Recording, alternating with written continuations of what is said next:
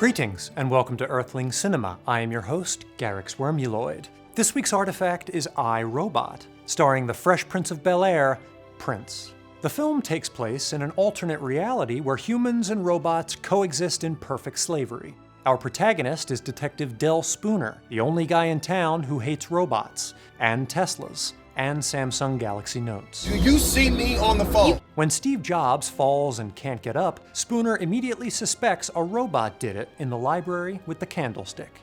A robot therapist named Susan tells him that's impossible, just as a droid named Sonny freaks out and flees the scene. He shows up in the next one and explains Steve Jobs was like a share to him. You have to do what someone asks you, if you love them. And to make matters more complicated, he's started to have dreams. I have even had dreams. So it's only a matter of time before Leonardo DiCapricorn shows up. Despite getting attacked by a gang of robots on a major interwarpway, Spooner is taken out of the case, greatly diminishing his collectability.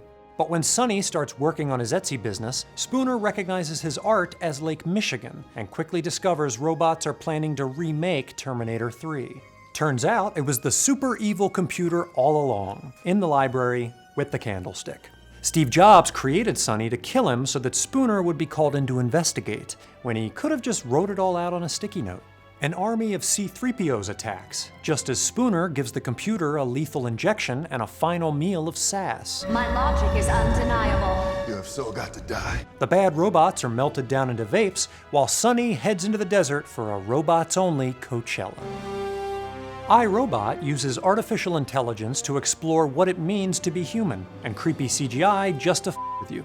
Joining a pantheon of films in the same tradition, the film shoplifts its title and many of its themes from the fiction of Isaac the Assman Asimov, whose Elijah Bailey series featured a humaniform robot and a human detective named Will Smith. The film offers various criteria that might distinguish machine from human consciousness, such as the presence of emotions. I was frightened. Robots don't feel fear. The capacity to trust. What does it mean? It's a sign of trust. It's a human thing. You wouldn't understand.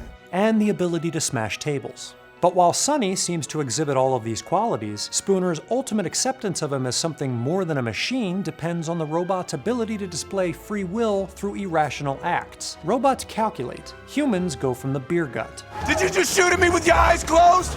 Well, it worked, didn't it? Throughout the film, Spooner sneers at the mathematical reasoning exhibited by robots, while celebrating actions that don't make logical sense. He laments that a robot saved his life over a little girl's, even though he had a much greater chance of survival and was better looking. I was the logical choice. Calculated that I had a 45% chance of survival. Sarah only had an 11% chance.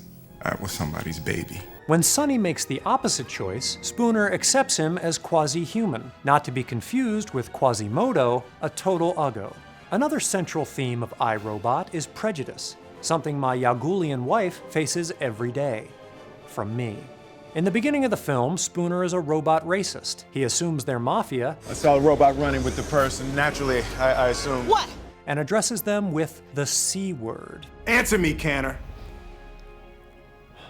Yet as Spooner spends more time with Sonny, his predisposition starts to crack. I guess anything's normal for someone in your position. You said someone, not something. And by the end of the film, they even have a secret handshake. But this lesson in acceptance is undermined by the fact that Spooner turns out to be right about almost everything. Robots building robots. Well, that's just stupid. Further, it's Spooner's prejudice that causes him to persevere in his investigation when everyone else was willing to throw in the moist towelette. Knew I'd love the idea of a robot as a bad guy. Got hung up on the wrong robot. The film ultimately warns that technological advances may come with unexpected consequences and a crazy high electric bill that I am not paying. This thing is just like the Wolfman. Guy creates monster. Monster kills guy. Everybody kills monster. Wolfman. That's Frankenstein. The very laws designed to keep robots in check are instead used to justify a robot coup, Cuckoo. To protect humanity, some humans must be sacrificed. To ensure your future, some freedoms must be surrendered. These lessons resonated in the late 20th century when humans made great leaps in robotics, computer science, and genetics, without a good sense of what those changes might do to humanity. Besides give them beaks and wings so they could fly around a bunch. For Earthling Cinema, I'm Garyx Wormuloid, logging off.